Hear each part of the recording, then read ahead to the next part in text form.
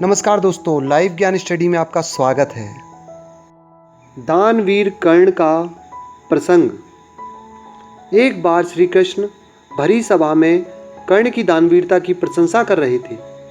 अर्जुन भी उस समय सभा में उपस्थित थे। वे कृष्ण द्वारा कर्ण की दानवीरता की प्रशंसा को सहन नहीं कर पा रहे थे। भगवान श्री कृष्ण ने अर्जुन की ओर देखा और पल भर में ही अर्जुन के मनोभावों को जान लिया। भगवान श्री कृष्ण ने अर्जुन को कर्ण की दानशीलता का ज्ञान कराने का निश्चय किया।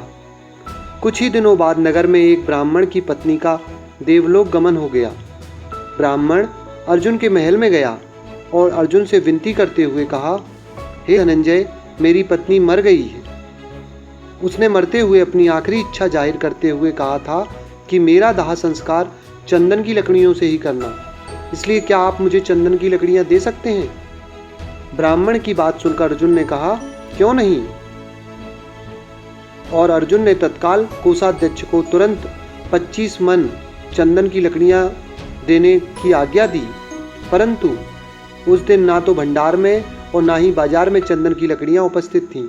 कोषाध्यक्ष ने आकर अर्जुन को सारी व्यथा सुनाई और अर्जुन के समक्ष चंदन की लकड़ियां ना होने की असमर्थता व्यक्त की। अर्जुन ने भी ब्राह्मण को अपनी लाचारी बताकर खाली हाथ वापस भेज दिया।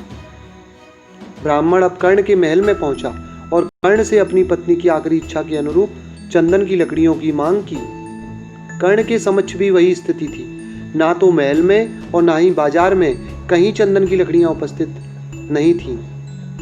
परंतु कर्ण ने तुरंत अपने कोषाध्यक्ष को महल में लगे चंदन के खंभे निकालकर ब्राह्मण को देने की आज्ञा दी। तो तुरंत ब्राह्मण ने अपनी पत्नी का दाह संस्कार संपन्न किया। शाम को जब श्री कृष्ण और अर्जुन टहलने के लिए निकले तो देखा वही ब्राह्मण शमशान पर कीर्तन कर रहा है। जिज्ञासावश जब अर्जुन ने ब्राह्मण से पूछा तो ब्राह्मण ने बताया कि कर्ण ने अपने महल के खंभे को निकालकर मेरा संकट दूर किया है। भगवान उनका भला करे। ये देखकर भगवान श्री कृष्ण अर्जुन से बोले, अर्जुन, चंदन के खंभे तो तुम्हारे महल में भी थे, लेकिन तुम्हें उनकी याद नहीं आई। ये सुनकर अर्जुन लज्जित हो गए और उन्हें विश्वास हो गया कि क्यों कर्ण को लोग दानवीर कर्ण कहते हैं। दोस्तों, आपको हमारी कहानी कैसी लगी हमें कमेंट करके जरूर बताएं।